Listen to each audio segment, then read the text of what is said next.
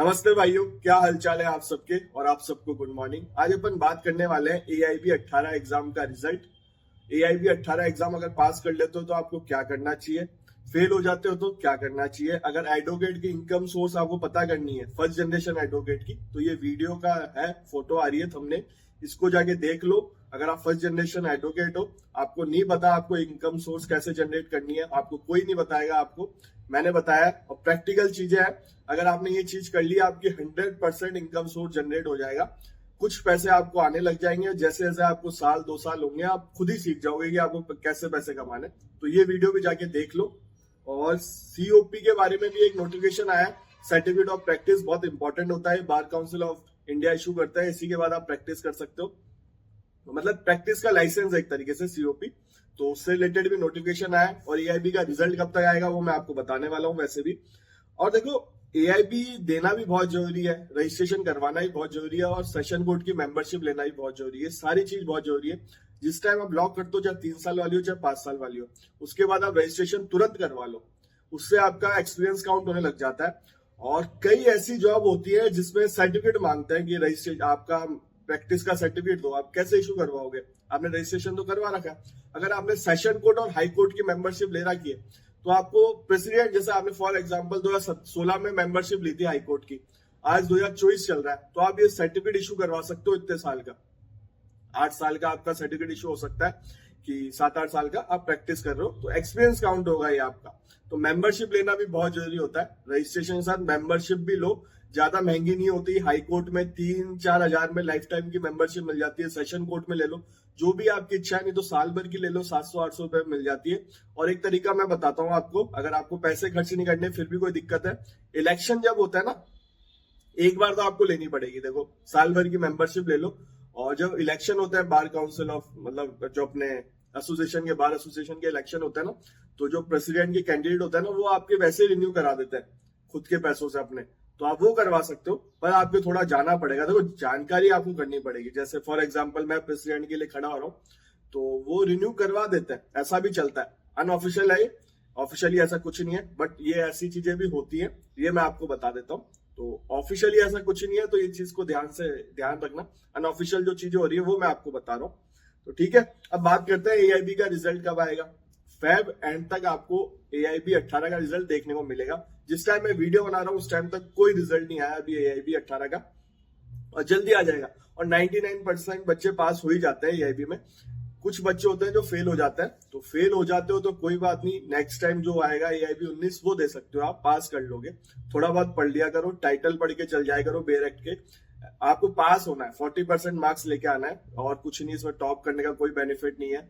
आपको बस safe score, चाहे 40 आया आप पास हो जाओगे, आपका रजिस्ट्रेशन के लिए आपका सेफ रह जाएगा, आपके दोबारा पैसे नहीं लगेंगे, एग्जाम फीस नहीं लगेगी।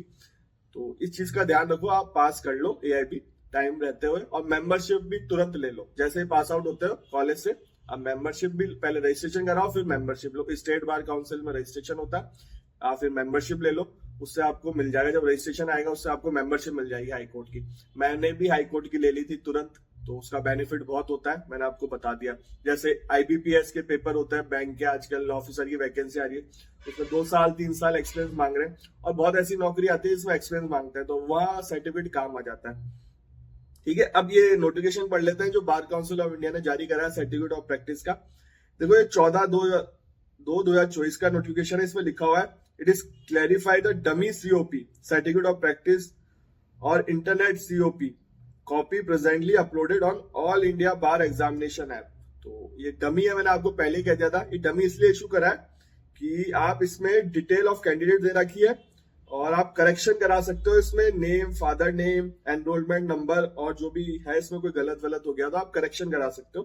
तो ये आप देखो, इसमें ये भी लिखा है, these online COPs are not printable और डाउनलोड, मतलब आप डाउनलोड नहीं कर सकते, इसको प्रिंट नहीं करा सकते, बट आप करेक्शन करवा सकते हो। बाद में जब आएगा तब आप इसको डाउनलोड कर सकते हो। तो अभी ये डमी सर्टिफिकेट इशू करा है COP, और अच्छी बात है, पहले आपको मिल रहा है सर्टिफिकेट ऑफ प्रैक्टिस, आप करेक्शन करा लो, नहीं तो बाद में और प्रोसेस होता है। तो इन चीजों को आप करेक्ट करा लो, इंपॉर्टेंट नोटिफिकेशन है इसलिए मैं आपको ये बता रहा हूँ।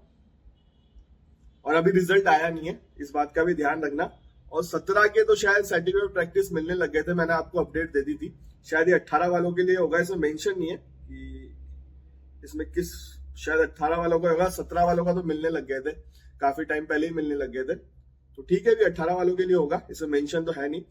तो आप जाके देख लो, ऐप डाउनलोड कर लो एआईबी की, वहां से आप all India bar examination app है, आप प्ले स्टोर पे जा सकते हो, जिनके आईफोन है वो एप्पल स्टोर पे जाके डाउनलोड कर सकते हो। अब बात आती है जो बच्चे एआईबी पास कर लेते हैं उनको क्या करना चाहिए। तो सबसे बड़ी बात, अगर मेंबरशिप नहीं ली आपने बार का, मतलब उसकी हाई कोर्ट या सेशन कोर्ट की, तुरंत मेंबरशिप लो जाके। और जुडिशरी की तैयारी कर रहे हो तो जुडिशरी की तैयारी करो। अगर अभी अभी पास आउट हुए हो, साल 2 साल आप जुडिशरी पे दो।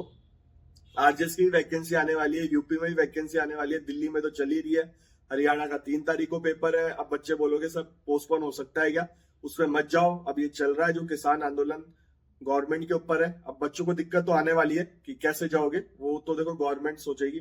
बट अगर आपने ढंग से पढ़ाई करी है, ढंग से तैयारी करी है, तो बिल्कुल पेपर देने जाना, चाहे कैसे भी जाओ जाना।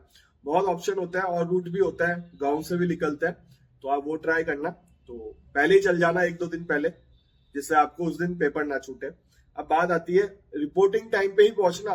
रिपोर्टिंग टाइम पे नहीं, आजकल आप देखोगे रिपोर्टिंग टाइम से 1 सेकंड भी लेट हो रहे हो तो एंट्री नहीं देते। तो रिपोर्टिंग टाइम से पहले ही पहुंच जाना वहां जाके सेंटर में।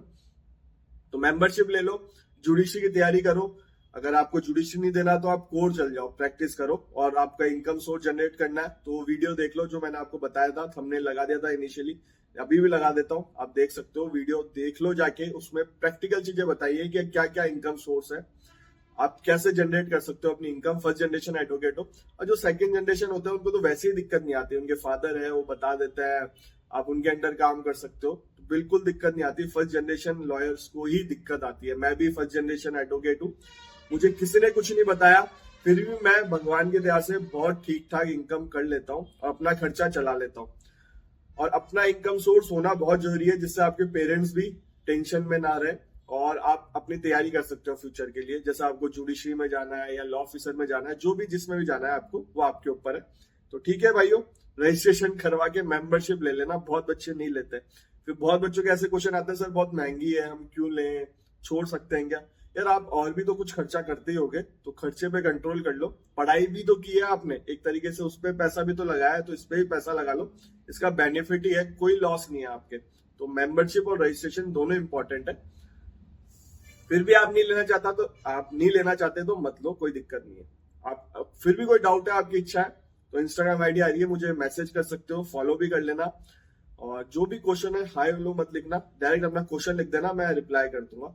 और चैनल पे पहली बार आए हो तो चैनल से जुड़ जाओ। चैनल पे लॉ से रिलेटेड ही वीडियो आते हैं, लॉ की वैकेंसी हो, सिविल जज की वैकेंसी हो, एपीओ की वैकेंसी हो, जेएलओ की वैकेंसी हो, कोई भी वैकेंसी हो लॉ से रिलेटेड, चाहे एक्सपीरियंस वाली हो, फ्रेशर वाली हो, ऑल ओवर इंडिया कहीं पे भी हो, चाहे 1 हो चाहे 1000 हो, मैं सारी बताता हूँ। और सिविल जज की लाइफस्टाइल देखनी है तो भी चैनल को सब्सक्राइब कर लो। मैं सिविल जज के साथ व्लॉग बनाता हूँ, ऐसा कोई भी और यूट्यूबर नहीं है जो व्लॉग बनाते हो सिविल जज के साथ। मैंने बहुत सारे व्लॉग अपलोड कर रखे हैं, तो आप लोग वो भी जाके देख सकते हैं। और 13 से 14 स्टेट मैंने कवर कर रखे हैं, वहां सिविल जज को क्या फैसिलिटी, क्या सैलरी मिलती है, लिंक मिल जाएंगे डिस्क्रिप्शन में। सिविल जज से बात करी थी तब जाके वो वीडियो बनाया मैंने, तो वीडियो को भी एंजॉय करो। आपसे मिलेंगे अगले वीडियो में।